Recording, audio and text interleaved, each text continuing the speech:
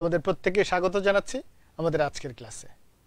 গতকালই আমরা জানিয়ে দিয়েছিলাম যে আমরা আজ আমাদের একাদশ শ্রেণীর শিক্ষার্থীদের যে বাংলা প্রথম পত্রের একটি কবিতা আছে কবি শামসুর রহমানের ফেব্রুয়ারি 1969 তার দ্বিতীয় এবং শেষ পর্ব নিয়ে আজকে তোমাদের সামনে হাজির থাকব। তোমরা নিশ্চয়ই যথারীতি প্রস্তুতি নিয়ে পড়ার টেবিলে বসে গেছো। তো আমরা দেখতে চাই যে কে কোথা থেকে আমাদের সাথে যুক্ত হয়েছো। তোমাদের কলেজের নাম লিখে ঝটপট আমাদেরকে একটু জানিয়ে দাও যে এই মুহূর্তে আমাদের কিশোর বাতান ফেসবুক পেজ থেকে একাদশ শ্রেণীর শিক্ষার্থীদের জন্য বাংলা প্রথম পত্রের একটি কবিতা ফেব্রুয়ারি 1969 এটি নিয়ে লাইভ ক্লাস শুরু হয়েছে। আমরা দেখতে পাচ্ছি অনেক বন্ধু ইতিমধ্যে যোগদান করে ফেলেছে। New government degree college Rajshahi থেকে অদ্রিতা সুলতানা, নাইমা গুড মর্নিং, দিলরুবা ওয়ালাইকুম আসসালাম, হুমায়া আঞ্জুম মাইশা ওয়ালাইকুম আসসালাম, মেহজাবিন মাহি বদরুন্নেসা গভর্নমেন্ট কলেজ থেকে আছে, মিতু আক্তার ওয়ালাইকুম আসসালাম। আমরা দেখতে পাচ্ছি প্রায় 300-র বেশি শিক্ষার্থী তোমাদের যোগদান করে ফেলেছে আমাদের সাথে। জুরানপুর কলেজ থেকে আছে ইমান খান, ধন্যবাদ তোমাকে। খান মিথুন আছেন গফরগাঁ গভর্নমেন্ট কলেজ থেকে। সাইমা সালাম দিয়েছে ওয়ালাইকুম আসসালাম। আমিনুল হক ওয়ালাইকুম আসসালাম, ধন্যবাদ। ফাতেমাতুজ জোহরা ক্যান্টনমেন্ট কলেজ যশোর থেকে আছে আমাদের সাথে। Naima Cox's Bazar government women's college. Sanjida Islam Mim আছে Donia university college. Apu Ghosh government Sundarban Adarsha college Khulna থেকে। তাসলিমা আছেন Badrunnesa from Bheramara college, thank you. Siam Al Ahsan Bhawal Badre Alam college থেকে। Saima Nila government pioneer girls college Khulna থেকে। রাবিনা আক্তার ইমা আছেন Matamuhuri degree college. Irtiza Soha from new government college. Harun moon from Gaibandha government college. আমরা দেখতে পাচ্ছি 350-র উপরে হয়ে গেছে শিক্ষার্থী। তোমরা তোমাদের টাইম লাইনে বন্ধুরা শেয়ার করে দাও যে আজকেই কিন্তু আমাদের ফেব্রুয়ারি 1969 কবিতাটির শেষ ক্লাস। আমরা আগামী সপ্তাহে অন্য আরেকটি অধ্যায় নিয়ে আলোচনায় যাব হয়তো ইনশাল্লাহ। তো যারা গতকালের ক্লাসটি হয়তো মিস করেছে, দেখতে পারেনি, তারাও আজকের ক্লাসে কিছু রিক্যাপ পাবে। তো তোমরা তোমাদের টাইমলাইনে শেয়ার করে দাও, বন্ধুদেরকে জানিয়ে দাও যে এই মুহূর্তে আমাদের শুরু হয়েছে কিশোর বাতান ফেসবুক পেজ থেকে দ্বাদশ শ্রেণীর বাংলা প্রথম পত্রের একটি কবিতা ফেব্রুয়ারি 1969 নিয়ে। সাইমা হোসেন আছেন জাহাঙ্গীরনগর ইউনিভার্সিটি স্কুল অ্যান্ড কলেজও খুব রেগুলার স্টুডেন্ট, প্রতি ক্লাসে আমরা ওকে পাই, থ্যাংক ইউ। অনেকে আছেন এরকম, শুধু একা না। Sumi Akter Donia university college. Nilima Kundu Jessore government মহিলা college. Mahima Rahman Iqra Donia university college.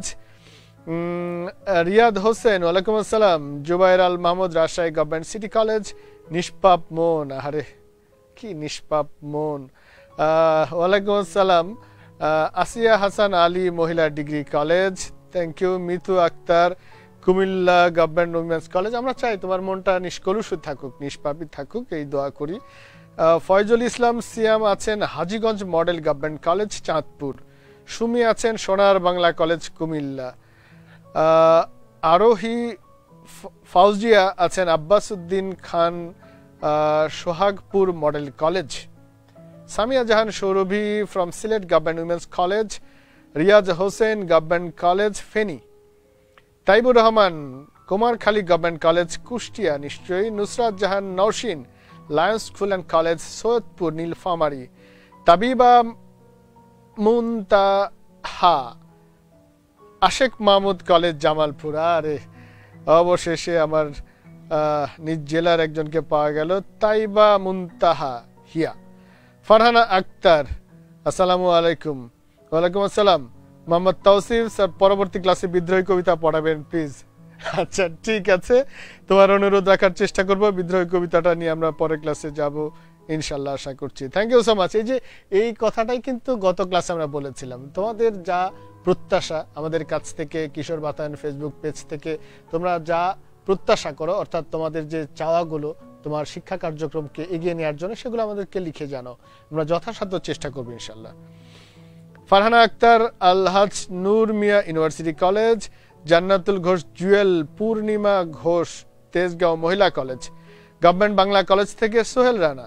Hasan Mahmud আছেন দনিয়া ইউনিভার্সিটি কলেজ। তামজিদ তন্ময় ওয়ালাইকুম আসসালাম। Shirin Sultana Comilla government women's college. Hunufa Akter Bithi Comilla Victoria government college. Tamjid Tonoy Shahid Syed Nazrul Islam college Mymensingh. Angel Ruhi good morning to you. Shakil Khan Ullapara science college Sirajganj. S M Fatin Sadab ওয়ালাইকুম আসসালাম। সাইফুল ইসলাম জিজ্ঞেস করেছেন কেমন আছি, আলহামদুলিল্লাহ ভালো আছি, তোমরা কেমন আছো? নিশ্চয়ই ভালো আছো। ইফতেখার আহমেদ আছেন। মাহমুদা কনক ওয়ালাইকুম আসসালাম কুমিল্লা গভর্নমেন্ট কলেজ থেকে আছেন। মাওয়া ওয়ালাইকুম আসসালাম। ফারিহা আকরাম ফরিদা আকরাম ওয়ালাইকুম আসসালাম। অ্যাঞ্জেল রুহি ভালো আছেন? জি আলহামদুলিল্লাহ ভালো আছি। তো চিটং মহসিন কলেজ থেকে আছেন যে জাহান ইসরাত। বন্ধুরা ইতিমধ্যে আমরা দেখতে পাচ্ছি 500-র অধিক শিক্ষার্থী আমাদের সাথে যুক্ত হয়ে গেছে। আমরা আমাদের ক্লাসে চলে যাব। আরো যারা পরবর্তীতে যুক্ত হবে তোমাদেরকে শুভেচ্ছা, স্বাগত এবং অশেষ ভালোবাসা জানিয়ে আমরা আজকের ক্লাসটি শুরু করতে যাচ্ছি। আমি তোমাদের সাথে আছি মোহাম্মদ হুমায়ুন কবির, প্রভাষক সেন্ট জোসেফ উচ্চ মাধ্যমিক বিদ্যালয়, মাস্টার ট্রেনার, সৃজনশীল প্রশ্ন প্রণয়ন, উত্তরপত্র মূল্যায়ন কৌশল। বন্ধুরা আমরা গতকালই জানিয়ে দিয়েছিলাম যে ফেব্রুয়ারি 1969 কবি শামসুর রহমানের এই কবিতার দ্বিতীয় পর্ব নিয়ে আমরা আজকে আলোচনা করছি। গতকাল এই কবিতার প্রেক্ষাপট আলোচনা করেছিলাম এবং একই সাথে আমরা কবি পরিচিতি এবং কবিতাটিও শুনেছিলাম। তো গতকাল তোমরা অনেকেই অনুরোধ করেছে কবিতাটি আরেকবার একটু শোনানোর জন্য। আমরা আজকের শেষ আলোচনায় সেই কবিতাটাও আরেকবার একটু শুনবো এবং প্রতিটি চরণ ধরে ধরে ব্যাখ্যায় যাব। তার আগে আরেকবার একটু আমরা জানিয়ে দিতে চাই যে এই কবিতাটি এনসিটিভি যে আমাদের জন্য পাঠ্য করলো কি উদ্দেশ্যে, আমরা কেন পড়ছি, এটা পড়ে আমার লাভ কি। অর্থাৎ এই কবিতা পাঠের মাধ্যমে আমরা শোষণ বঞ্চনার বিরুদ্ধে প্রতিবাদে সোচ্চার হওয়ার কথা বর্ণনা করতে পারবো এবং 52-র চেতনা যে সঞ্চারিত হয়েছে 1969-এ গণ অভ্যুত্থানে সেই কথাও ব্যাখ্যা করতে পারবো এবং আর কি পারবো, দেশপ্রেমে উজ্জীবিত হয়ে তার অনুভূতি প্রকাশ করতে। মোটামুটি এই হলো প্রধান শিখন ফলগুলো। এই কবিতা পাঠের মধ্য দিয়ে আমরা এই বিষয়গুলো আসলে করতে সক্ষম হব। আর যারা আজকে নতুন আছো তাদের জন্য জানিয়ে দেই, এই ফেব্রুয়ারি 1969 কবিতাটির মূল ভাব, মূল বক্তব্য বা মূল চেতনা হলো যে শোষণ বঞ্চনার বিরুদ্ধে জেগে ওঠা, অন্যায় অত্যাচারের বিরুদ্ধে ঐক্যবদ্ধভাবে জেগে ওঠা, যেমনটি হয়েছিল 52-র চেতনা নিয়ে 1969-এ। আমি আরেকবার বলছি, সকল প্রকার শোষণ বঞ্চনা অন্যায় অত্যাচারের বিরুদ্ধে জেগে ওঠা যেমনটি হয়েছিল 1952-র ভাষা আন্দোলনের চেতনা নিয়ে 1969-এর গণ অভ্যুত্থানে। এই হলো মূল মেসেজ। এবার আমরা তোমাদের সেই কাঙ্ক্ষিত কবিতাটির আবৃত্তি শুনবো। তোমরা একটু মনোযোগ দিয়ে শোনো, কানের মধ্য দিয়ে অন্তরের মধ্যে প্রবেশ করিয়ে নাও কবিতাটি। আমরা এখন এই কবিতার আবৃত্তি শুনছি।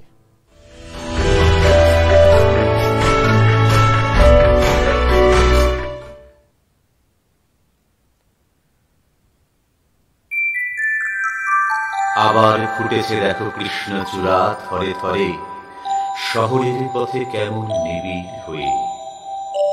কখনো মিছিলে, কখনো বা একা হেঁটে যেতে যেতে মনে হয় ফুল নয়, ওরা শহীদের ঝুলকিত রক্তের বুদবুদ, স্মৃতিগন্ধে ভরপুর। 21-এর কৃষ্ণচূড়া আমাদের চেতনারই রং, এ রঙের বিপরীত আছে অন্য রং। যে রং লাগে না ভালো চোখে, যে রং সন্ত্রাস আনে প্রাত্যহিকতায় আমাদের মনে সকাল সন্ধ্যায়, এখন সে রঙে ছেয়ে গেছে পথ ঘাট, সারা দেশ ঘাতকের অশুভ আস্তানা। আমি আর আমার মতোই বহু লোক রাত্রিদিন গুলণ্ঠিত ঘাতকের আস্তানায়, কেউ মরা আধ মরা, কেউ বা ভীষণ জেদি দারুণ বিপ্লবে ফেটে পড়া। চতুর্দিকে মানবিক বাগান, কমল বন হচ্ছে তছনছ, বুঝি তাই 1969-এও আবার সালাম নামে রাজপথে শূন্যে তোলে ফ্ল্যাগ, বরকত বুক পাতে ঘাতকের থাবার সম্মুখে। সালামের চোখে আজ আলোচিত ঢাকা, সালামের মুখে আজ তরুণ শ্যামল পূর্ব বাংলা।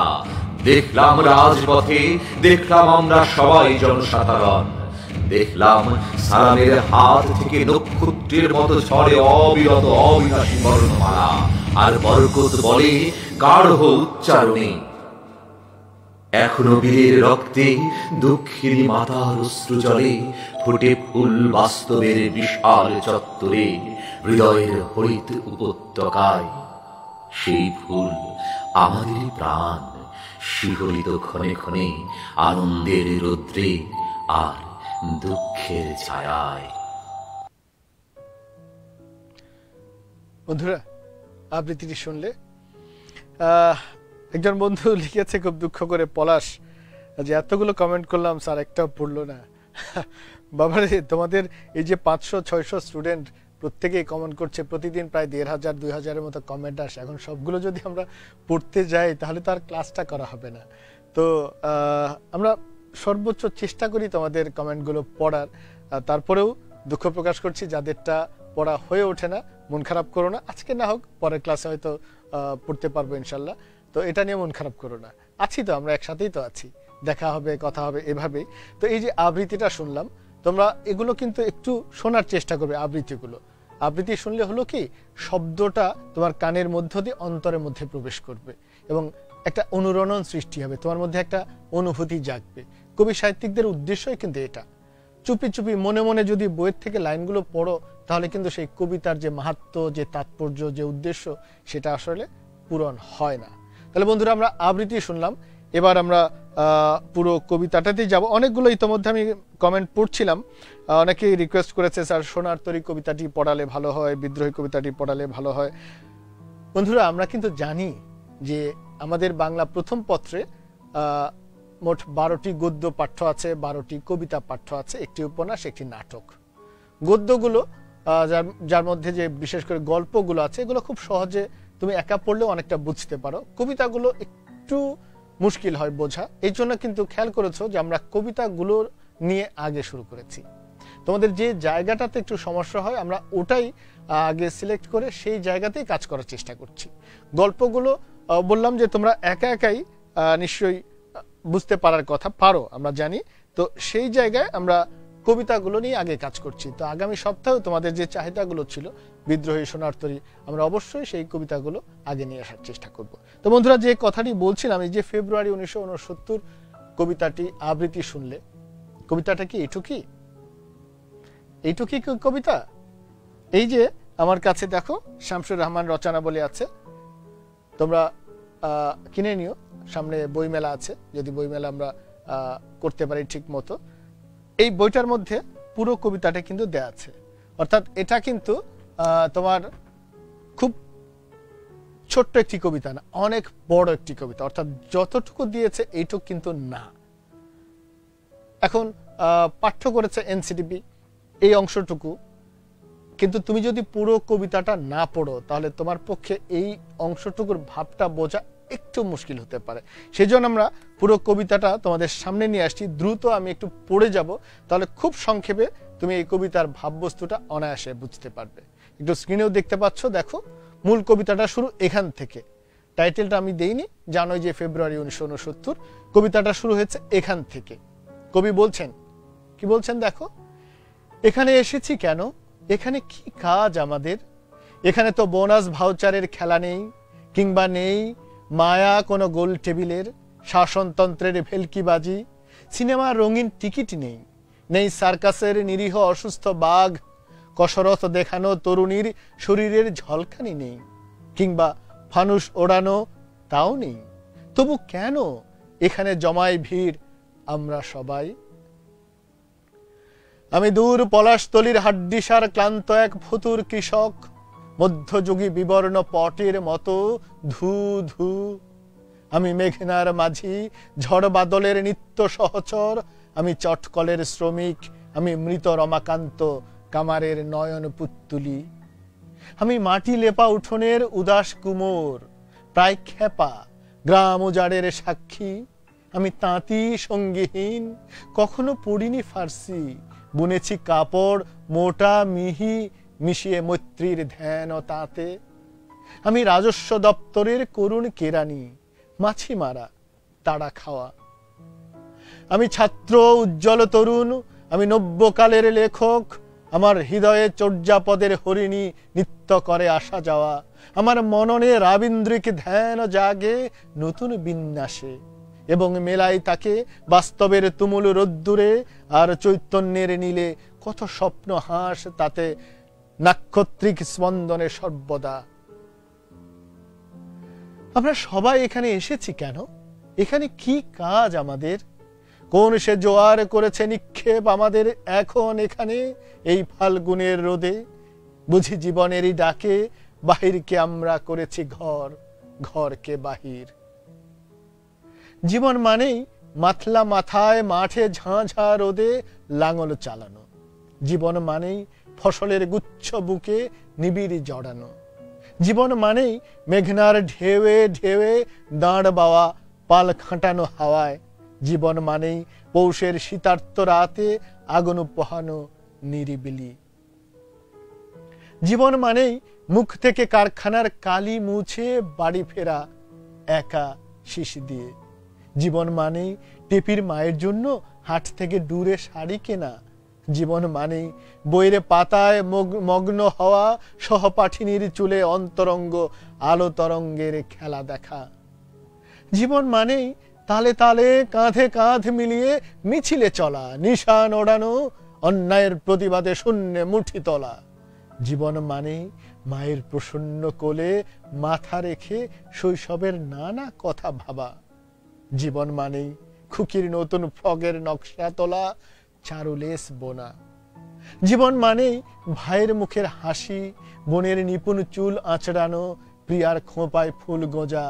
জীবন মানেই হাসপাতালের বেডে শুয়ে একা আরোগ্য ভাবনা। জীবন মানেই গলির মোড়ের কলে মুখ দিয়ে চুমুকে চুমুকে জল পান। জীবন মানেই রেশনের দোকানের লাইনে দাঁড়ানো, স্ফুলিঙ্গের মতো সব ইস্তেহার বিলি করা, হানাচে কানাচে।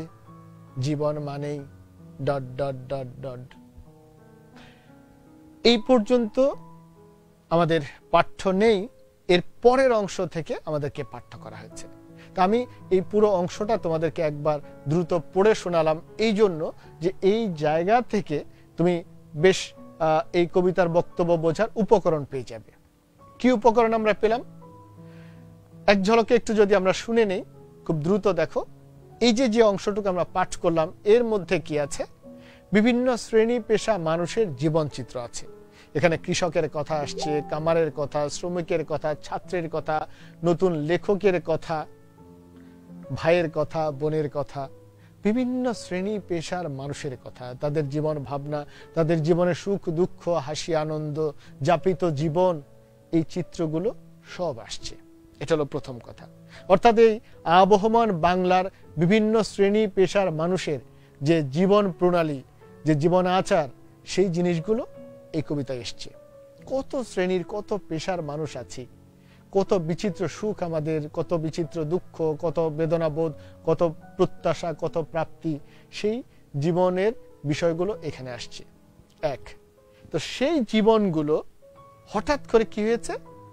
একত্রিত হয়েছে, ফাল্গুনের রোদে সমবেত হয়েছে। এবং কবি নিজেই যেন নিজেকে জিজ্ঞেস করছেন যে আমরা কেন এখানে একত্রিত হয়েছি, কি কাজ আমাদের। সাধারণত আমরা কোথাও একত্রিত হই স্বার্থের জন্য, লাভের জন্য। যেমন কিছু উদাহরণ দিয়েছে যে আমরা কোথায় সিনেমার টিকিট নেওয়ার জন্য ওখানে ভিড় জমাই, গোল টেবিল আলোচনা হলে সেখানে ভিড় জমাই।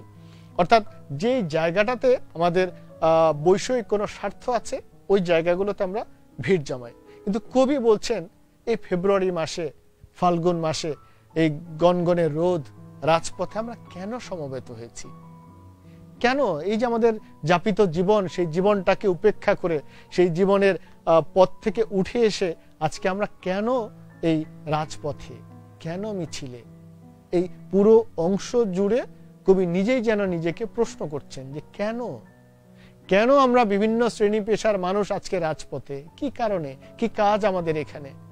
করুন কেরানি আসছে, কৃষক আসছে, কামার আসছে, কুমার আসছে, কেন আসছে? মনে করে দেখো বন্ধুরা, নবম দশম শ্রেণীতে কিন্তু তোমরা কবি নির্মলেন্দু গুণের এই ধরনের আরেকটি কবিতা পড়েছিলে, মনে আছে? স্বাধীনতা এই শব্দটি কিভাবে আমাদের হলো। ওই কবিতাতেও কিন্তু আমরা এরকম পেয়েছিলাম যে অগণিত অসংখ্য লোক সমবেত হয়েছিল সেই ভোর থেকে উদ্যান সৈকতে, সেই রমনা রেসকোর্স ময়দানে, সেই সকালবেলা থেকে বিভিন্ন শ্রেণী পেশার মানুষ, একেবারে পাতা কুড়ানির দল থেকে শুরু করে সেই কৃষক, উলঙ্গ কৃষকের কথা বলছে, কারখানা থেকে লোহার শ্রমিক এসছে, ভবঘুরে এসছে, বিভিন্ন শ্রেণী পেশার মানুষ বঙ্গবন্ধুর ভাষণ শোনার জন্য সেই ৭ই মার্চে রেসকোর্স ময়দানে সমবেত হয়েছিল। তো কবি এই কবিতাতেও এরকমই একটি আবহ নিয়ে এসছেন যে আজকে এই ফেব্রুয়ারি মাসে, এই গনগনে রোদের মধ্যে, ফাল্গুন মাসে আমরা রাজপথে কেন? আমাদের বিবেককে প্রশ্ন করছেন কবি, নিজেই নিজেকে প্রশ্ন করছেন যে কেন এসছি। আর এর উত্তরটা কিন্তু আমরা গতকালই দিয়েছিলাম। কেন এসছি? প্রধান যে দাবিগুলো ছিল যে আইয়ুব খানের যে টানা 10 বছরের স্বৈর শাসন, সেই আইয়ুব খানের পতন চাই, স্বৈর শাসনের মার্শাল লর অবসান চাই। আমরা আমাদের ন্যায্য অধিকার চাই, ভোটাধিকার চাই, অর্থাৎ এদেশের প্রাপ্তবয়স্ক নাগরিক যারা আছে তারা যেন ভোট দিয়ে তাদের যোগ্য প্রতিনিধি নির্বাচন করতে পারে, আর সেই নির্বাচিত প্রতিনিধি শাসন ক্ষমতা চালাবে, এই আমাদের দাবি। আর অন্যায়ভাবে আমাদের দেশের যে সমস্ত রাজবন্দী আছে, যাদেরকে পশ্চিম পাকিস্তানে এদেশের বিভিন্ন কারাগারে বন্দী করে রেখেছে, বঙ্গবন্ধু সহ অনেক রাজনৈতিক নেতৃবৃন্দকে, তাদের মুক্তি চাই। আমরা স্বায়ত্ত শাসন চাই, আমরা আমাদের শিক্ষার অধিকার চাই, আমাদের মানবাধিকার চাই। এই সমস্ত দাবি নিয়ে ছাত্রদের 11 দফা দাবি ছিল, আর ওই কৃষক, শ্রমিক, ছাত্র জনতার সবার যে এই মূল দাবিগুলো, সব মিলিয়ে একেবারে সারা দেশ উত্তাল, সারাটা দেশ উত্তাল। অর্থাৎ 69 সালের ফেব্রুয়ারি মাসে এই আমাদের ন্যায্য অধিকারগুলো আদায়ের জন্য সারা দেশ উত্তাল হয়ে উঠেছে, জনগণ বিক্ষুব্ধ হয়ে উঠেছে। এই জিনিসটারই প্রেক্ষাপট হিসেবে এতক্ষণ এই কথাগুলো বললেন। এবার যে অংশ থেকে আমাদের কবিতাটি পাঠ্য, আমরা সেই জায়গায় যাচ্ছি। গতকাল এই অংশটা আমরা পড়েছিলাম, এই চরণ থেকে আমাদের পাঠ্য করা হয়েছে। আবার ফুটেছে দেখো কৃষ্ণচূড়া থরে থরে, শহরের পথে কেমন নিবিড় হয়ে। তাহলে বন্ধুরা, আমরা আগের অংশগুলোর থেকে কিন্তু বুঝলাম, তোমরা আরেকবার একটু পারলে পড়ে নিও, যে তাহলে তোমাদের এই কবিতার বিষয়বস্তুটা বোঝা খুব সহজ হবে। যে এই যে বিভিন্ন শ্রেণী পেশার মানুষ কেন রাজপথে এসছে, অকাতরে প্রাণ দেওয়ার জন্য তারা কেন সমবেত হয়েছে? আমরা আমাদের ন্যায্য অধিকারগুলো আদায়ের জন্য। আর এই যে ঐক্যবদ্ধ হয়েছে, এই হওয়ার পেছনে কোন স্পিরিট, কোন চেতনা কাজ করছে, সেই বিষয়টাই কবি এই কবিতায় দেখাচ্ছেন যে 52 ভাষা আন্দোলনের চেতনাটা এই 69-এ সক্রিয় হয়েছে। সেই চেতনায় উজ্জীবিত হয়ে আমরা 69-এর গণ অভ্যুত্থান ঘটাতে পেরেছি। তাহলে দেখো, আবার ফুটেছে দেখো কৃষ্ণচূড়া থরে থরে, শহরের পথে কেমন নিবিড় হয়ে। এই যে কৃষ্ণচূড়ার ছবি আছে, কবি কল্পনা করছেন আবার ফুটেছে, মানে 1952-তে ফুটেছিল। তোমরা জানো যে 1952-র যে মহান ভাষা আন্দোলন, মায়ের ভাষার অধিকার আদায়ের জন্য সালাম বরকত, রফিক জব্বার রাজপথ ভাসিয়ে দিয়েছিলেন তাদের বুকের তাজা রক্তে। কবি কল্পনা করেন সেই সালাম বরকতের রক্তেই যেন রঞ্জিত হয়েছে সেই কৃষ্ণচূড়ার ফুল, কৃষ্ণচূড়ার ডাল। দেখলে, অর্থাৎ কবির কাছে কৃষ্ণচূড়া ফুল শুধু একটি ফুল নয়, এই লাল রং শুধু একটি ফুলের রং নয়, এটা যেন সেই 52 ভাষা শহীদদের রক্তের প্রতীক, তাদের চেতনার প্রতীক। তাহলে এখানে বললেন আবার ফুটেছে দেখো কৃষ্ণচূড়া থরে থরে, থরে থরে মানে স্তরে স্তরে, ব্যাপক আকারে, ম্যাসিভ আকারে, শহরের পথে কেমন নিবিড় হয়ে। নিবিড় হয়ে মানে খুব ঘন হয়ে। তাহলে এই জায়গায় কিন্তু গতকালও বলেছিলাম দুটো অর্থ। এক অর্থ হলো যে 1969-এর ফেব্রুয়ারি মাসেও প্রচুর পরিমাণে কৃষ্ণচূড়া ফুটেছে, যেমনটি ফুটেছিল 52 ফেব্রুয়ারিতে। একই সাথে আরেকটি অর্থ, অর্থাৎ ভাবার্থ যেটা, যে 52-র যে চেতনা ছিল অন্যায়ের কাছে মাথা নত না করা, 69-এও একই চেতনা নিয়ে আবারও মানুষ রাজপথে নেমেছে। তাহলে দুটো অর্থ পেলাম।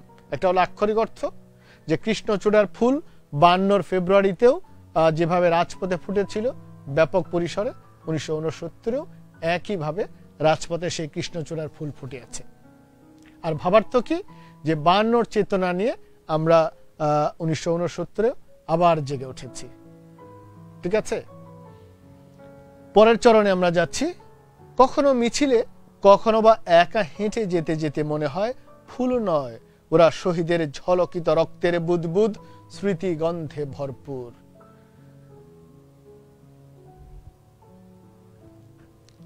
আমরা এই জায়গাটাও গতকাল আলোচনা করেছিলাম। কবি আমাদের সাথে সহভাগিতা করছেন, কবি তার অনুভূতি ব্যক্ত করছেন যে তিনি যখন মিছিলে থাকেন, তিনি যখন একা রাজপথ দিয়ে হাঁটেন, দেখেন অসংখ্য অগণিত কৃষ্ণচূড়ার ফুল ফুটে আছে স্তরে স্তরে, ঘন হয়ে, নিবিড় হয়ে। কবির মনে হয় যেটা আসলে ফুল না, এটা যেন সেই ভাষা শহীদদের রক্তের বুদবুদ। একটু আগে যে কথাটি বললাম যে এই কৃষ্ণচূড়ার ফুলের প্রতীকে, এই যে কবি মিছিলের ছবি দেখাচ্ছি আমরা, এই মিছিলের ছবিটা কিন্তু ঐতিহাসিক ছবি বন্ধুরা। গতকালই বলেছিলাম, আজকে যারা নতুন এসছো, 20শে জানুয়ারি যখন শহীদ আসাদুজ্জামান আসাদকে যখন হত্যা করা হলো, ছাত্রনেতা আসাদকে, তার রক্তাক্ত শার্ট নিয়ে রাজপথে যে মিছিল হয়েছিল, সেই মিছিলের ছবি এটা।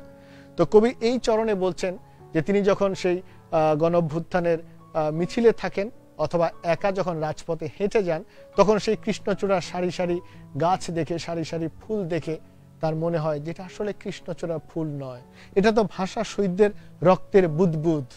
বুদবুদ অর্থ জানি বাবল, পানির নিচে যে একটু ঘুটা দিলে, নাড়া দিলে বাবলটা ওঠে, সেই বাবলটা। ওই কথাটাই তুমি খুব সহজ করে এই জায়গায় বলবে যে কবি কল্পনা করছেন কৃষ্ণচূড়ার যে ফুল, তার যে রং, এটা আসলে আক্ষরিক অর্থে শুধু একটি ফুল নয়, একটি ফুলের রং নয়। কবির কল্পনায় এই ফুল যেন, এই ফুলের রং যেন ভাষা শহীদদের রক্তে রঞ্জিত হয়ে গেছে। ওই কৃষ্ণচূড়ার ফুলের দিকে তাকালেই আমাদের একটি ফুল শুধু মনে হয় না, মনে পড়ে যায় সেই ভাষা শহীদদের স্মৃতির কথা, তাদের আত্মদানের কথা। এই কথাটি এখানে কবি বললেন স্মৃতি গন্ধে ভরপুর। এই ফুলের গন্ধ সাধারণ ফুলের কোনো গন্ধ নয়, এটা যেন ভাষা শহীদদের স্মৃতিতে ভরপুর। ওখানে ঘ্রাণ নিলে আমরা যেন ভাষা শহীদদের স্মৃতির ঘ্রাণ পাই। এক কথায় তাহলে এই কৃষ্ণচূড়ার ফুল আমাদের ভাষা শহীদদেরকে রিপ্রেজেন্ট করছে, প্রতিনিধিত্ব করছে কবির কল্পনায়। তাহলে বুঝলাম ব্যাপারটা বন্ধুরা, যে কৃষ্ণচূড়া আসলে সাধারণ কোনো একটি ফুল নয়। এই কৃষ্ণচূড়া ধারণ করে আছে, কৃষ্ণচূড়া লালন করে আছে ভাষা শহীদদের চেতনা, ভাষা শহীদদের আত্মদান, তাদের সেই প্রতীকী তাৎপর্য। এরপরের চরণে যাচ্ছি। 21-এর কৃষ্ণচূড়া আমাদের চেতনারই রং, এ রঙের বিপরীতে আছে অন্য রং, যে রং লাগে না ভালো চোখে, যে রং সন্ত্রাস আনে প্রাত্যহিকতায় আমাদের মনে সকাল সন্ধ্যায়। এখন সে রঙে ছেয়ে গেছে পথ ঘাট সারা দেশ, ঘাতকের অশুভ আস্তানা। এই ইতিহাসগুলো বন্ধুরা আমরা গতকালই আলোচনা করেছিলাম, তোমরা নিশ্চয়ই খেয়াল করে থাকবে। দেখো 21-এর কৃষ্ণচূড়া আমাদের চেতনারই রং। চেতনা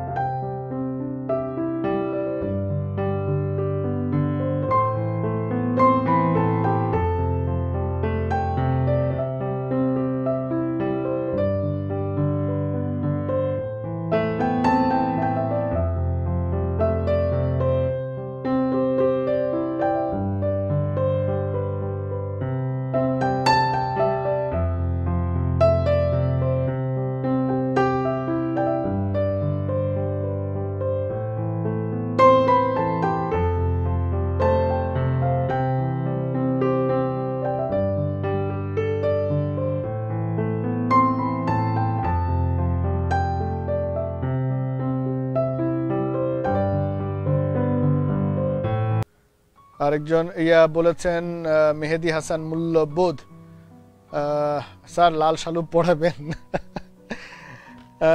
দ্বিতীয় পত্রের ক্লাস চাই। আচ্ছা, আমরা এই এটুআই তারপরে কিশোর বাতায়ন কর্তৃপক্ষ এগুলো তো দেখছে তোমাদের যে কি কি চাওয়াগুলো আছে। আচ্ছা, 52 চেতনা, একজন বলছেন তেজ। আমি চেতনা শব্দের অর্থটা কি সেটা জানতে চাচ্ছিলাম, বা চেতনা বলতে আমরা কি বুঝি। আমরা আক্ষরিক অর্থে চেতনাকে বলি স্পিরিট, কে বলেছেন মূল্যবোধ, আসলে ঠিক মূল্যবোধ বলা যাবে কিনা আমি জানি না। আমার কাছে যেটা চেতনা অর্থে, চেতনা মানে কোনো একটি ঘটনার পরে যে শিক্ষাটা, যে স্পিরিটটা তোমার আমার মধ্যে থেকে যায়, যে অনুরণনটা আমরা অনুভব করি। ধরো তুমি একটা মুভি দেখলে, একটা নাটক দেখলে, দেখবে যে ওটার রেশ তোমার মধ্যে থেকেই যায়, গুনগুন করতে থাকো কোন একটি গানের কলি। হ্যাঁ, ওই চেতনাটা তোমার মধ্যে রয়ে গেছে, ওই বিষয়টা, যে শিক্ষাটা, যে লেসনটা। তাহলে আমাদের চেতনার রং তো 52 চেতনাটা কি ছিল? অন্যায়ের কাছে মাথা নত না করা। অন্যায়ভাবে আমাদের মাতৃভাষার দাবি তারা উপেক্ষা করে উর্দুকে রাষ্ট্রভাষা করতে চেয়েছিল। এই যে অন্যায়ের কাছে আমরা মাথা নত করিনি, ওখান থেকে সেই শিক্ষাটা, সেই স্পিরিটটা আমাদের মধ্যে সঞ্চারিত হয়ে গেছে, যার কখনো কোথাও আমরা অন্যায়ের কাছে মাথা নত করব না। যেমন আরেকটু সহজ করে বললে, ধরো তুমি দেখলে রাস্তায় বাস স্ট্যান্ডে দাঁড়িয়ে আছো, এক লোক কানে হেডফোন লাগিয়ে গান শুনতে শুনতে রাস্তা পার হচ্ছে, সাই করে একটা ট্রাক এসে ধাক্কা দিয়ে ওকে মানে অ্যাক্সিডেন্ট করে চলে গেল, সে ধরো পঙ্গু হয়ে গেল। চোখের সামনে তুমি ঘটনাটা দেখলে, তাহলে এই ঘটনার চেতনা কি? তুমি কিন্তু ঘটনাটা দেখলে যে ট্রাকটা ধাক্কা দিয়ে তাকে অ্যাক্সিডেন্ট করে চলে গেল। চেতনাটা কি? চেতনাটা হলো তুমি শিখলে যে আর কখনো কানে হেডফোন লাগিয়ে রাস্তা দিয়ে তুমি হাঁটবে না। দেখলে ওখান থেকে যে মোরালটা, যে শিক্ষাটা তুমি নিলে, যে আদর্শটা তোমার মধ্যে ঢুকে গেল। অন্যজন ওভাবে হাঁটছিল, হাঁটলে অ্যাক্সিডেন্ট হলো, হাঁটার ফলে তুমিও হাঁটতে, কিন্তু ওই ঘটনার পরে তোমার ভিতরে যে স্পিরিটটা কাজ করছে, যে আদর্শটা তুমি লালন করলে, সেটা হলো যে আমি আর কখনো এটা করব না। তো বাঙালি জাতি সেই সুদীর্ঘ কাল থেকে শোষিত বঞ্চিত হয়ে আসছে। আমরা যুগে যুগে সেই শোষণ বঞ্চনার বিরুদ্ধে প্রতিবাদও করেছি, কিন্তু 52তে এসে ম্যাসিভ আকারে যে প্রতিবাদটা হলো, যে চেতনা আমাদের মধ্যে সঞ্চারিত হলো, সেটা হলো কোন ধরনের অন্যায়ের কাছে আমরা মাথা নত করব না। তাহলে 21-এর কৃষ্ণচূড়া আমাদের চেতনারই রং। ওই যে কৃষ্ণচূড়ার ফুল, তার রং দেখলেই আমাদের সেই চেতনা মনে হয় যে কোনো অন্যায় অত্যাচারের কাছে নো সারেন্ডার, কোনো মাথা নত করা নয়। তাহলে সেই চেতনা কৃষ্ণচূড়ার কথাই এখানে আবারও বলছেন, যে তাহলে এক কথায় কৃষ্ণচূড়া শুধু একটি ফুল নয়, একটি রং নয়, এটা আমাদের চেতনা। অন্যায়ের বিরুদ্ধে মাথা নত না করার যে প্রতিবাদী সত্তা, সেটার প্রতীক। ভাষা শহীদদের আত্মদানের প্রতীক। আমাদের জাতি সত্তার যে প্রতিবাদী সত্তা, তার প্রতীক। এ রঙের বিপরীতে আছে অন্য রং। এই যে আমরা সত্য সুন্দর কল্যাণের জন্য, আমাদের অধিকার আদায়ের জন্য অন্যায়ের কাছে মাথা নত করছি না, এই যে চেতনা, এর বিপরীতে আছে অন্য রং, ঠিক বিপরীত। অর্থাৎ অন্যায় করা, অত্যাচার করা, শোষণ করা, মাথাকে দমিত করে রাখা, অবদমিত করে রাখা, অন্য রং আছে, যে রং লাগে না ভালো চোখে। সে অন্য রংটা কি? ওই যে আমরা গতকাল ইতিহাসটা বলেছিলাম, দীর্ঘ 10 বছরের 1958 থেকে 68 পর্যন্ত আইয়ুব খানের স্বৈর শাসন বা মার্শাল ল, তারপরেও আমাদের ন্যায্য অধিকার আদায়ের জন্য যখন আমরা মিছিল মিটিং করছি, আমাদের উপর পুলিশ গুলি চালিয়েছে। আমরা জানি 20 জানুয়ারি 1969 আসাদকে, ছাত্রনেতা আসাদকে হত্যা করেছে। আমরা জানি যে 9ম শ্রেণীর শিক্ষার্থী মতিউর এবং একজন পথচারী রুস্তম, তাকে 24 জানুয়ারি তাকে গুলি করে হত্যা করেছে। এরপরে সার্জেন্ট জহুরুল হককে হত্যা করেছে সেই পুলিশ কাস্টডিতে থাকা অবস্থায়। আমরা জানি যে রাজশাহী বিশ্ববিদ্যালয়ের প্রক্টর শামসুজ্জোহাকে হত্যা করেছে। আমরা জানি যে আনোয়ারা বেগম নামে একজন মহিলা, যিনি বাচ্চাকে দুধ খাওয়াচ্ছিলেন, সেই অবস্থায় গুলি করে তাকে হত্যা করেছে। এই যে নিষ্ঠুরতা, নির্মমতা, কবি এই ঘটনাগুলোকে বলছেন এই রং চোখে ভালো লাগে না, কারণ ওগুলো অসুন্দর, অন্যায়, ওগুলো অত্যাচার, ওগুলো শোষণ, ওগুলো সন্ত্রাস। যে রং সন্ত্রাস আনে প্রাত্যহিকতায় আমাদের মনে সকাল সন্ধ্যায়, অর্থাৎ ওই পাকিস্তানি শাসক গোষ্ঠীর যে আচরণ সে 69-এ, সেটা আমাদের মনে প্রতিনিয়ত, প্রতিদিন প্রাত্যহিকতায় আমাদের মধ্যে অসন্তোষ জাগাচ্ছে, আমাদেরকে ইরিটেট করছে প্রতি মুহূর্তে। ঠিক দুটো চিত্র, একটা পক্ষ হলো আমরা সত্য সুন্দর কল্যাণের পক্ষে, অন্যায়ের বিরুদ্ধে, শোষণ বঞ্চনার বিরুদ্ধে, ন্যায্য অধিকার আদায়ের পক্ষে। আর ঠিক অপর পক্ষে আছে পশ্চিম পাকিস্তানি শাসক গোষ্ঠী, তারা ঠিক আমাদের এই আচরণগুলোর বিপরীতে। কবি যেটাকে বলছেন, ওরা সন্ত্রাসী কার্যক্রম করছে, ওরা আমাদের প্রাত্যহিক জীবনকে তছনছ করে দিচ্ছে, এবং এই জন্য কবি বলছেন এটা আমাদের ভালো লাগে না, ওদের সেই আচরণ আমরা পছন্দ করি না। এখন সে রঙে ছেয়ে গেছে পথঘাট সারা দেশ। সেই 69-এর ফেব্রুয়ারি মাসটা আমরা যে ঘটনাগুলো বললাম, গতকালও বলেছি, পাকিস্তানি শাসক গোষ্ঠীর অন্যায় অত্যাচারে হত্যাযজ্ঞে এই সারা দেশটাই ছেয়ে গেছে পথঘাট। ঘাতকের অশুভ আস্তানা, ওরা হলো সেই ঘাতক। এই দেশটাকে ওদের আস্তানা বানিয়ে ফেলেছে, অশুভ অকল্যাণকর একটা মানে ভূমিতে পরিণত করেছে, ওদের ঘাঁটিতে পরিণত করেছে। তাহলে বন্ধুরা এই জায়গায় আমরা কি কি পেলাম? নাম্বার 1 পেলাম থিম, যে কৃষ্ণচূড়া, কৃষ্ণচূড়ার ফুল আমাদের চেতনার প্রতীক, আমাদের ভাষা শহীদদের আত্মদানের প্রতীক, আমাদের বিপ্লবী বিদ্রোহী সত্তার প্রতীক, আমাদের জাতি সত্তার প্রতীক। 1 2 কি হলো? এই আমাদের যে সত্য সুন্দর কল্যাণের যে অভিপ্রায়, যে যাত্রা, তার এগেইনস্টে পাকিস্তানি শাসক গোষ্ঠীর যে অত্যাচার, অন্যায়, অবিচার, সেটাতে সারা দেশটা এখন একেবারে ছেয়ে গেছে। এই সোনার বাংলা সেই ঘাতকদের আস্তানায় পরিণত হয়েছে। এরপরে কি ঘটলো?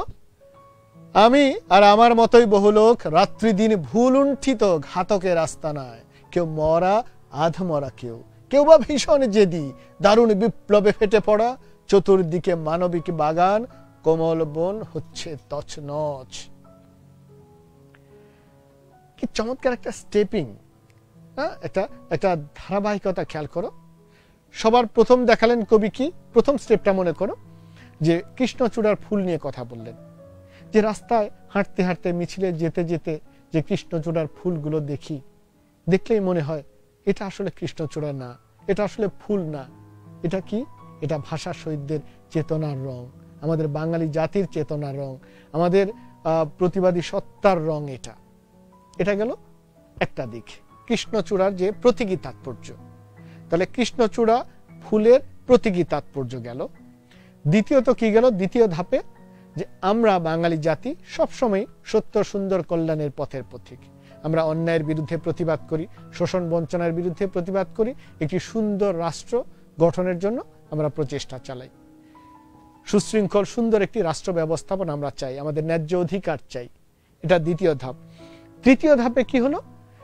এর বিরুদ্ধে আরেকটি শক্তি আমাদেরকে ক্রমাগত দমন করছে, আইন দিয়ে, অস্ত্র দিয়ে, গুলি চালিয়ে, হত্যা করে, ঘরবাড়ি জ্বালিয়ে পুড়িয়ে। সেই পাকিস্তানি শাসক গোষ্ঠীর যে অত্যাচার, নির্যাতন, নিপীড়ন 1969। বন্ধুরা এই জায়গায় একটি শব্দ একটু সাবধান থেকো, পাক হানাদার বাহিনী বলো না কিন্তু, কারণ হানাদার বাহিনী আমরা বলি 71 সালে 25শে মার্চ যখন তারা রাতের অন্ধকারে অতর্কিত হানা দিয়েছিল, আক্রমণ করেছিল আমাদের উপর, তখন থেকে আমরা তাদেরকে হানাদার বাহিনী বলি। ফলে এই জায়গায় আমরা কি বলবো?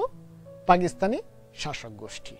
হানাদার বাহিনী কিন্তু এই 69 আমরা বলবো না, ঠিক আছে? তাহলে সেই 1969 তৃতীয় ধাপে পেলাম পাকিস্তানি শাসক গোষ্ঠীর যে অন্যায়, অত্যাচার, উৎপীড়ন, নিপীড়ন, সেই চিত্রটা। চতুর্থ ধাপ, সেই সব অন্যায় অত্যাচারের বিরুদ্ধে আমাদের প্রতিবাদ, জাগরণ। এই যে দেখো, আমি আর আমার মতোই বহু লোক রাত্রি দিন ভুলুণ্ঠিত ঘাতকের আস্তানায়। এই দেশটা হয়ে গেছে ঘাতকদের আস্তানা, সেই ঘাতক পশ্চিম পাকিস্তানি শাসকরা, শাসক গোষ্ঠী। আর কবি এবং কবির মতো আরো প্রতিবাদী যারা, তারা ভুলুণ্ঠিত হচ্ছে, মাটিতে মিশে যাচ্ছে। ভূ মানে মাটি, লুণ্ঠিত মানে মাটিতে পিষে ফেলা, মিশিয়ে দেয়া। ওরা কি পরিমাণ অত্যাচার আমাদের উপর করছে দেখো। কবি বলছেন যে যারাই বিপ্লবী বিদ্রোহী, তাদেরকে, কবির মতো আরো যারা আছে, তাদেরকে সেই শাসক গোষ্ঠীরা মাটিতে মিশিয়ে দিচ্ছে, ভুলুণ্ঠিত করে দিচ্ছে। এবং কেউ মারা যাচ্ছে, আধমরা কেউ, তাদের অত্যাচার নির্যাতনে কেউ মারা যাচ্ছে, আধমরা কেউ বা ভীষণ জেদি, দারুণ বিপ্লবে ফেটে পড়া।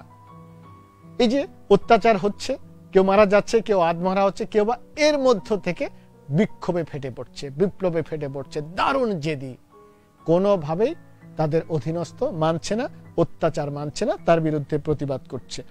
চতুর্দিকে মানবিক বাগান, কোমল বন হচ্ছে তছনছ। দারুণ একটা প্রতীকী বাক্য এখানে।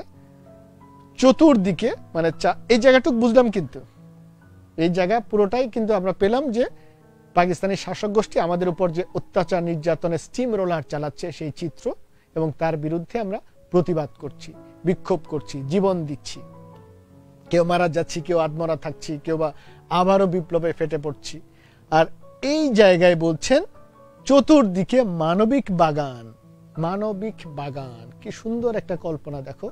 মানবিক বাগান, এটা কোনো ফুলের বাগান না, মানবিক বাগান। অর্থ কি?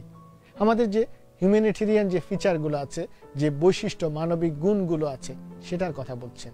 একটু আগে যেটা বললাম, সত্য, সুন্দর, কল্যাণ, আদর্শ, নৈতিকতা, এই যে মানবিক গুণগুলো, এই পাকিস্তানিদের এই বর্বরতা, নৃশংসতা, আমাদের এই দেশে, আমাদের মধ্যে যে মানবিকতাগুলো ছিল, সেগুলো ক্রমশ তছনছ হয়ে যাচ্ছে। কোমল বন, এই যে আমাদের মানবীয় জগৎ, অর্থাৎ প্রতিটা মানুষের সাথে আমাদের যে আন্তরিকতার সম্পর্ক, যে মনুষ্যত্ববোধ, যে মূল্যবোধ, সেগুলোকে তারা তছনছ করে দিচ্ছে।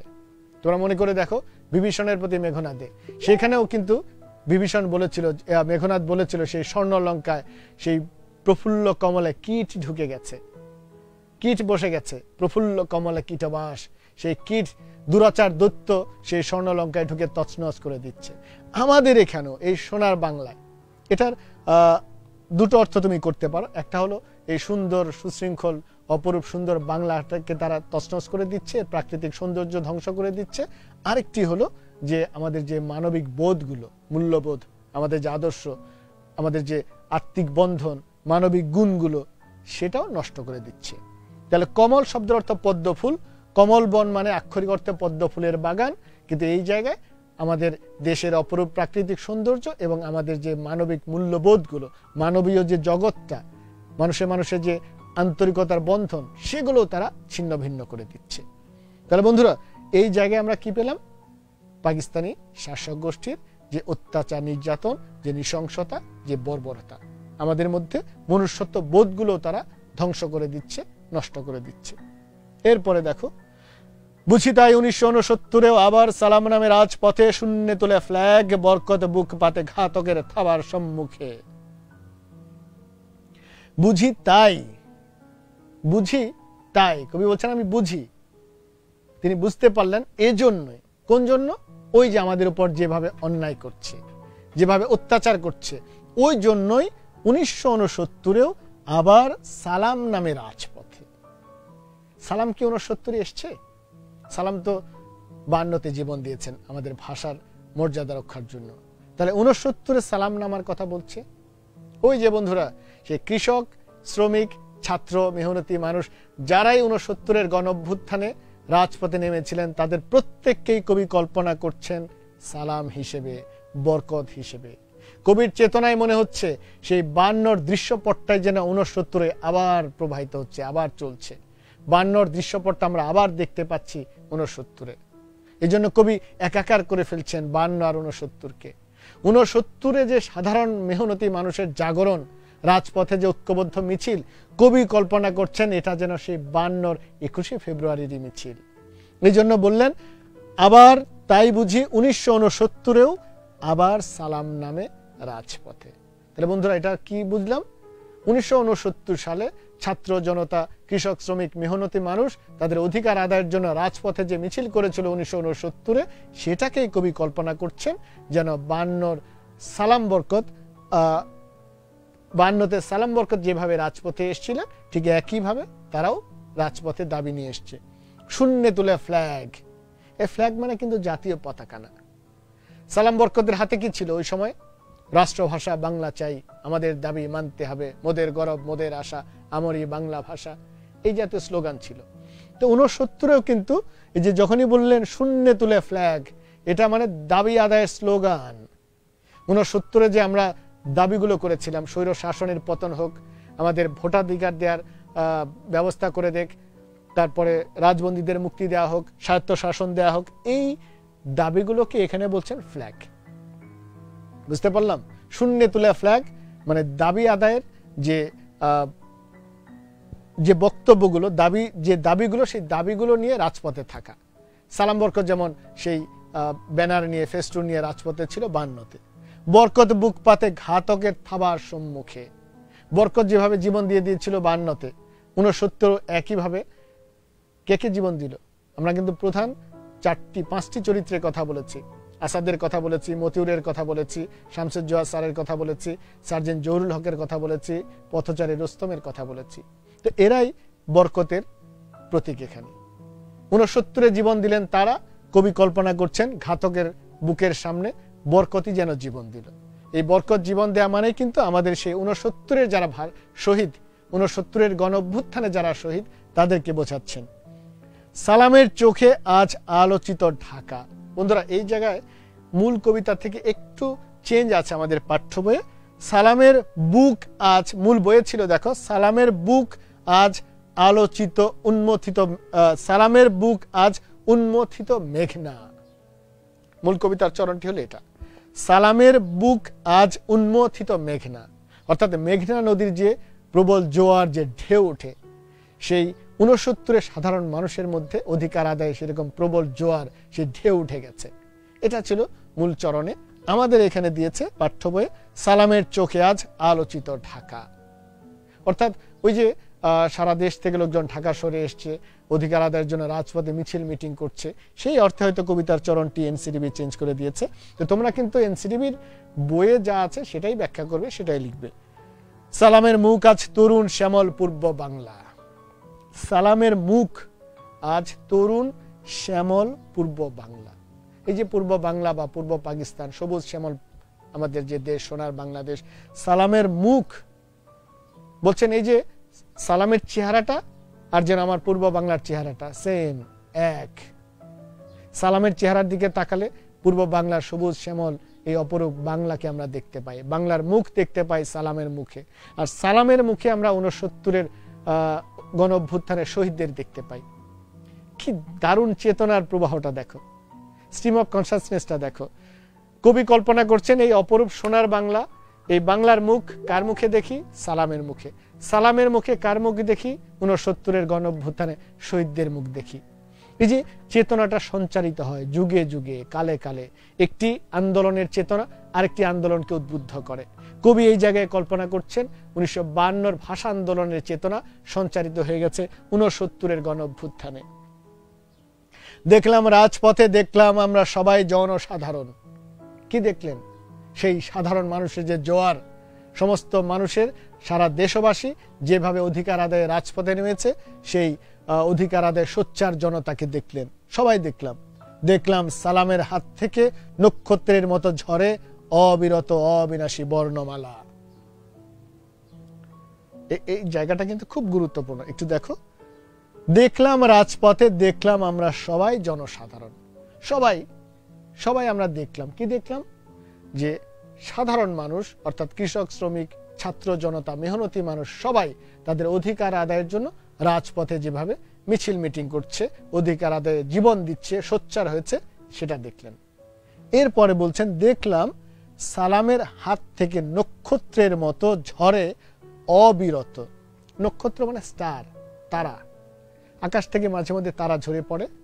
কবি কল্পনা করছেন সালামের হাত থেকে যেভাবে অবিরত নক্ষত্রের মতো বর্ণমালা, অবিরত মানে কন্টিনিউয়াসলি, কোনো বিরতি নাই, বিরামহীনভাবে অবিনাশী বর্ণমালা ঝরেছিল।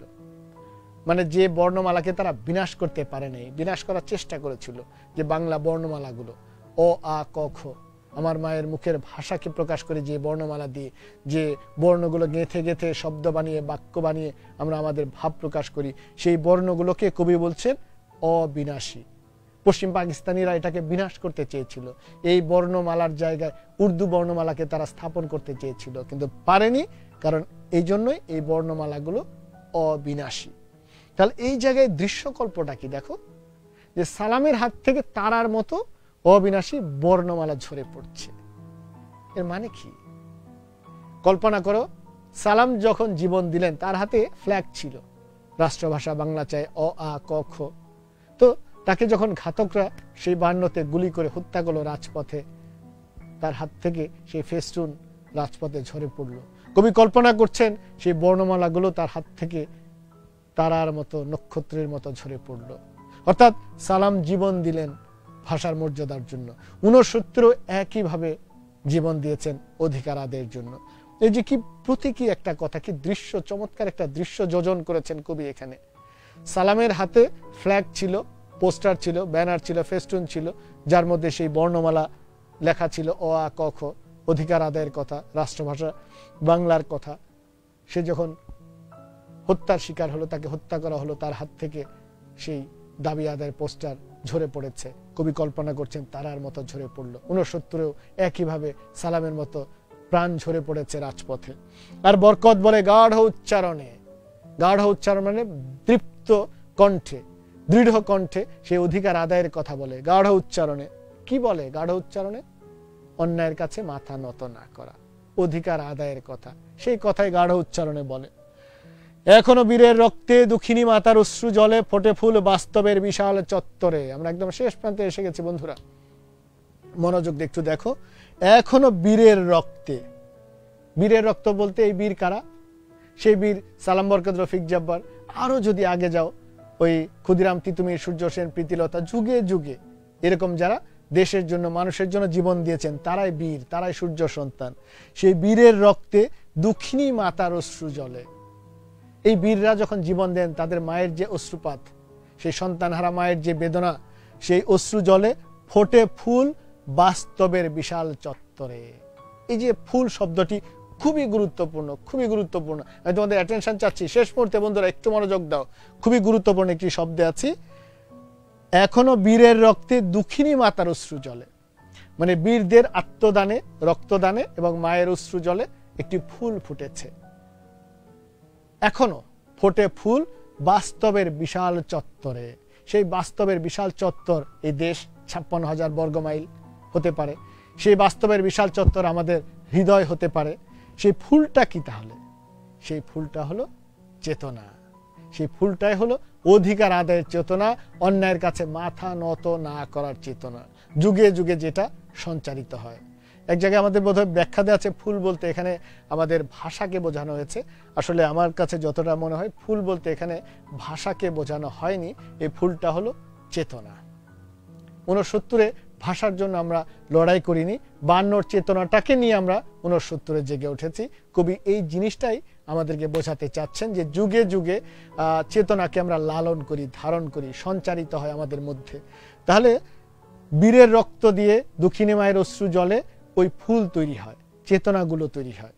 সেই চেতনা কি হয়? এই বিশাল চত্বরে। সেই বিশাল চত্বরটা আমাদের হৃদয়, সে আমাদের মনে, আমাদের হৃদয়, সেই বিশাল চত্বরে এই দেশ। সেই জায়গায় আমরা চেতনাটা লালন করি হৃদয়ের হরিত উপত্যকায়। ওই যে বললাম আমাদের হৃদয়ের হরিত, হরিত মানে সবুজ। আমাদের মন সবসময় চিরতরুণ, সেই সবুজ মনে, সবুজ প্রাণে সবসময় সেই চেতনাটা বাস করে। সেই ফুল আমাদেরই প্রাণ, ওই চেতনাই আমাদের শক্তি, সেই ফুল আমাদের প্রাণ। ওই চেতনা যদি হারিয়ে ফেলি আমরা দাসে পরিণত হব, আমরা পরাধীন হয়ে যাব। আমরা যদি আমাদের সেই বাঙালি জাতির যে চেতনাটা, সেই চেতনাকে যদি আমরা হারিয়ে ফেলি, এই জন্যই সেই চেতনা আমাদের প্রাণ, শিহরিত ক্ষণে ক্ষণে। আর ওই চেতনায় আমরা কি হই? আমাদের মধ্যে শিহরণ জাগায়, অনুরণিত হই আনন্দের রৌদ্রে, দুঃখের ছায়ায়। যখন আমরা অধিকার আদায় করতে পারি তখন আমাদের আনন্দ, যখন আমরা স্বজনকে হারাই বা পরাজিত হই তখন আমাদের দুঃখ। এই দুঃখ বেদনার ছায়ার মধ্য দিয়ে, আনন্দ বেদনার ছায়ার মধ্য দিয়ে আমরা ওই চেতনাকে নিয়ে এগিয়ে যাই, আমাদের মধ্যে লালন করি সেই চেতনাকে। তাহলে বন্ধুরা আমরা একদম আলোচনার শেষ প্রান্তে আমরা এই ফেব্রুয়ারি 1969 কবিতার বিষয়বস্তু বিস্তারিতটা জানলাম। আগামী সপ্তাহে ইনশাল্লাহ অন্য কোনো একটি টপিক নিয়ে, বিশেষ করে তোমাদের যে প্রত্যাশাগুলো ছিল সেগুলো নিয়ে আবার হাজির হওয়ার চেষ্টা করব। ততক্ষণ পর্যন্ত সবাই ভালো থাকে, তোমাদের প্রতি অশেষ ভালোবাসা। সালাম।